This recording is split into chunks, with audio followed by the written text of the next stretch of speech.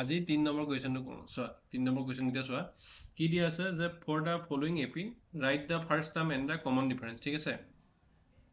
ইয়াত first term আৰু common difference উলিয়াব কৈছে হেল্ল' চ' লাষ্ট ক্লাছত 2 নম্বৰ কুৱেশ্যনটো ডিছকাছ কৰিলোঁ তাত 5টা আছিলে টোটেল কুৱেশ্যন চ' 1 2 3 4 ডিছকাছ কৰিলোঁ যিটো 5 নম্বৰ কুৱেশ্যন সেইটো ডিছকাছ কৰোঁ এতিয়া চ' কি হয় কি দিছিল কুৱেশ্যনটো প্ৰথম পঢ়ি লওঁ যে কি আছিলে যে ফাৰ্ষ্ট টাৰ্মটো দিয়া আছে আৰু যিটো কমন ডিফাৰেন্স আছে যে প্ৰথম পদটো দিয়া আছে আৰু সাধাৰণ অন্তৰ দিয়া আছে চ' প্ৰথম পদ এ আৰু সাধাৰণ অন্তৰ দি দিয়া আছে গতিকে তোমালোকৰ বাকীকেইটা পদ উলিয়াব লাগিব টোটেল 4টা পদ উলিয়াব লাগিব ঠিক আছে second third fourth term first টাৰ্মটোৱে যিটো দিয়া আছে ঠিক আছে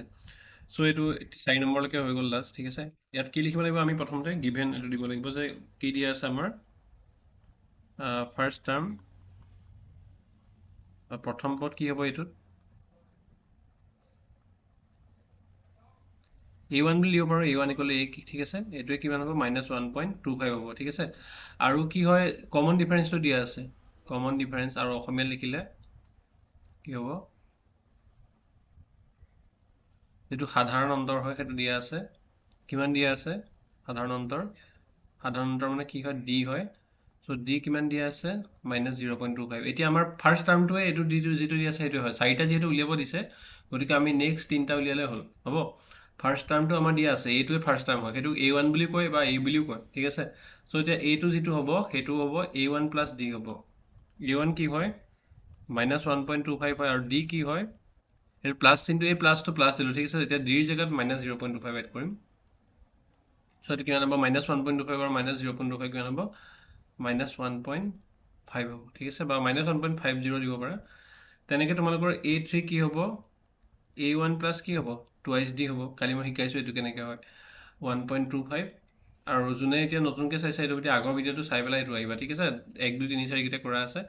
d এর জায়গাত কি হ'ব -0.25 হ'ব এটা কিমান হ'ব -1.25 আৰু -0.25 লগত যদি 2 ইনটু কৰা কিমান হ'ব -0.5 নহয় জানো -1.5 হ'ব আৰু এইগিটা দুইটা কৰিলে কিমান হ'ব -1.75 এটো হ'ব তেনেকে তোমালোকে যদি a4 টো কৰা কি হ'ব a1 + 3d a1 কিমান হয় again -1.25 আৰু 3d মানে কি হয় 3 ইনটু -0.25 কিমান হ'ব -1.25 আৰু -0.75 কিমান হ'ব -2 দিব পাৰা বা -2.0 হ'ব গতিকে কি হ'ব এতিয়া 4টা টাৰ্ম আমাক সুধিছিল নহয় সো ফাৰ্স্ট 4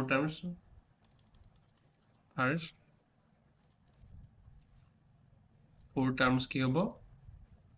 কি হ'ব অসমীয়াত যদি লিখো কি হ'ব প্ৰথম 4টা পদ প্ৰথম 4টা পদ কি হ'ব এটা যেটো দিয়া আছে হয় নহয় মানে a1 টোৱে হ'ব বা a1 টো a হয় হেতু কি হয় যেটো দিয়া আছে -1.25 আৰু তাৰ লগত কি এড হ'ব তাৰ লগত আৰু কি হ'ব -1.5 তাৰ লগত কি হ'ব -1.75 আৰু কি হ'ব লগতে -2 বা -2.00 দিব পাৰে কথাটো কি সো এইগিটা হ'ব তোমালোকৰ কি বা -2.0 দিব পাৰে বা -2 দিব পাৰে বা 00 দিব পাৰে কাৰণ এইগিটা দুটা টাৰ্ম আছে 50 দি দিব পাৰে ঠিক আছে আৰু এটো 1.25 সো এই 4টা টাৰ্ম বা আমাৰ গতিকে 1 2 3 4 মই কৰিছিলো এটো এতিয়া কৰি দিলো 5 নম্বৰটো এতিয়া আজি 3 নম্বৰ কুৱেশ্যনটো কৰোঁ চোৱা 3 নম্বৰ কুৱেশ্যন এতিয়া চোৱা কি দিয়া আছে যে for the following AP write the first term and the common difference ঠিক আছে ইয়াত ফাৰ্ষ্ট টাৰ্ম আৰু কমন ডিফাৰেন্স উলিয়াব কৈছে ঠিক আছে ফাৰ্ষ্ট টাৰ্ম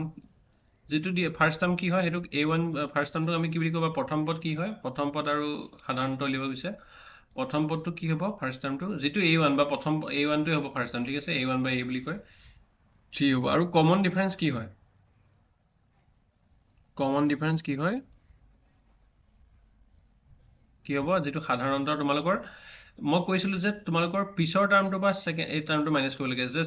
a2 ৰ পৰা a1 মাইনাস কৰিলে হ'ব ঠিক আছে বা তোমালোকে চোৱা ইয়াত মই কাখৰ ৰাফলি কৰিছো কৰিব নালাগে a2 ৰ পৰা a1 মাইনাস কৰিলে হ'ব a1 ৰ পৰা a2 নহয় আগতে সৰু হক ডাঙৰ হক যেটোই সৰু হক যেটোই ডাঙৰ নহক কথা নাই এতিয়া a1 টো ডাঙৰ হেবলি তুমি 3 ৰ পৰা 1 3 পৰা 1 মাইনাস নকৰা এটো নহব ঠিক আছে 1 ৰ পৰা 3 মাইনাস কৰিব লাগিব a2 ৰ পৰা a1 বা তোমালোকে a3 ৰ পৰা a2 মাইনাস কৰিলে হ'ব মানে তাৰ আগৰ টাৰ্মটো মাইনাস কৰিব লাগে এটা টাৰ্মৰ পৰা বা তেনেকে a4 ৰ পৰা a3 মাইনাস কৰিলে হ'ব ঠিক আছে এনেকে সো এতিয়া কথাটো হল যে এটো সাধাৰণ অন্তৰ বুলি লিখিব লাগিব সো এটো সেকেন্ড টাৰ্মটো কি আছিল 1 আছিল আৰু ফাৰ্ষ্ট টাৰ্মটো কি আছিলে 3 আছিলে যিকোনো এটা টাৰ্ম বা আমি যিকোনো এটা টাৰ্ম মাইনাছ তাৰ আগৰ টাৰ্মটো মাইনাছ কৰি ল'ব মানে এইকেইটা যে আছে a2 - a1 a3 - a2 a4 - a3 যিহেতু এইটো দিয়াই আছে ap বুলি সো এই গোটেইকেইটা ইকুৱেলে হ'ব গতিকে যিকোনো এটা কৰিলো আমি 1 - 3 কিমান হ'ব -2 হ'ব ঠিক আছে এইটো ফাৰ্ষ্ট টাৰ্মটো কি হয় 3 হয় আৰু যেটো কমন ডিফাৰেন্স হয় -2 মানে -2 মানে -2 এটা কমি গৈ আছে -2 হোৱা মানে 2 কমি গৈ আছে 3 পিছত 1 হ'ল 1 পিছত -1 হ'ল 1 পিছত তাৰপৰা -3 হ'ল এনেকৈ তাৰপিছত নেক্সট টাৰ্মটো যদি চাওঁ তোমালোকৰ সেকেন্ড কোৱেশ্চনটো যদি চাওঁ কি আছে এইটো ফাৰ্ষ্ট টাৰ্ম কি হ'ব ফাৰ্ষ্ট টাৰ্ম বা তোমালোকৰ কি হয় প্ৰথম পদ সো ফাৰ্ষ্ট বুলি মই লিখিছো ফাৰ্ষ্ট FIRST লিখিব পাৰা প্ৰথম পদ কি হ'ব যেটো দিয়া আছে a1 টোই প্ৰথম পদ হ'ব বা a1 বুলি লিখিব পাৰা বা a বুলি লিখিব পাৰা কি হ'ব -5 হ'ব আৰু যেটো কমন ডিফাৰেন্স হয় কমন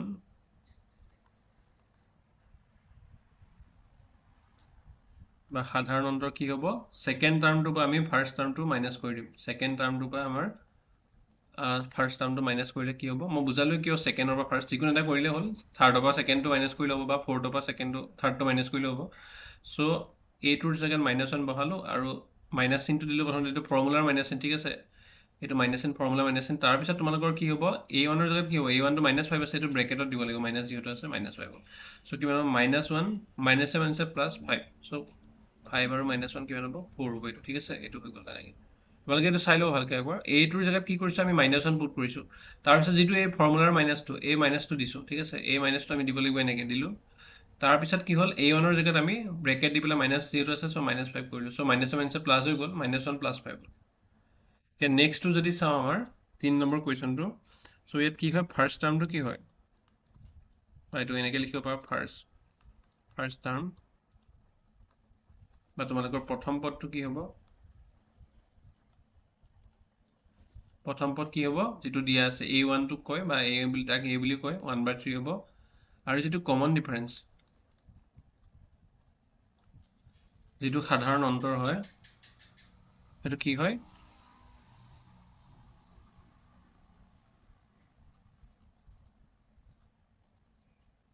d বুলি কোৱা হয় না d বুলি কোৱা কি কৰিম আমি a2ৰ পৰা a1 টো মাইনাস কৰি দিম a2 কি হয়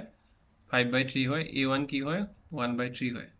অলৰেডি কৈছিলো যে তোমালোকে a2 পৰা a1 মাইনাস কৰিব পাৰা নহলে a3 পৰা a2 মাইনাস কৰিব পাৰা নহলে a4 পৰা a3 মাইনাস কৰিব পাৰা এতিয়া মই কৰিলো এটা কৰিলে হ'ল যেটো ইকুৱেলে হয় ap কাৰণে সো 5 - 1 হ'ব এইটো ওপৰত কিমান হ'ব 4/3 সো এইটো হৈ গ'ল সো ফাৰ্ষ্ট টাৰ্মটো পালো 1/3 আৰু যেটো কমন ডিফাৰেন্স সেইটো 4/3 মানে আমাৰ 4/3 বাঢ়ি গৈছে তুমি এড কৰিলে গম পাবা 1/3 লগত 4/3 এড কৰিলে 5/3 হ'ব দেন এগেইন 4/3 এড কৰিলে 9/3 দেন এগেইন 4/3 এড কৰিলে 13/3 হ'ব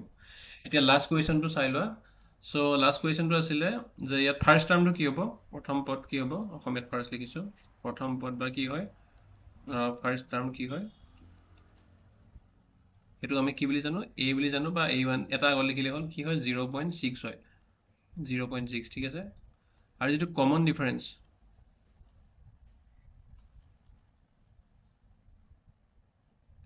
বা সাধাৰণ অন্তৰ কি হয়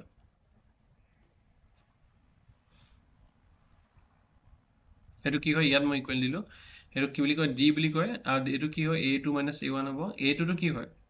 1.7 হ'ব আৰু a1 টো কি হয় 0.6 হ'ব গতিকে তোমালোকৰ এনসাৰটো কি হ'ব 1.1 গতিকে এই চাৰিটা আছিল তোমালোকে যদি বুজি পালা বস্তুখিনি ভালদৰে তেতিয়াহলে সাবস্ক্ৰাইব কৰি দিবা আৰু বাকি ভিডিওটো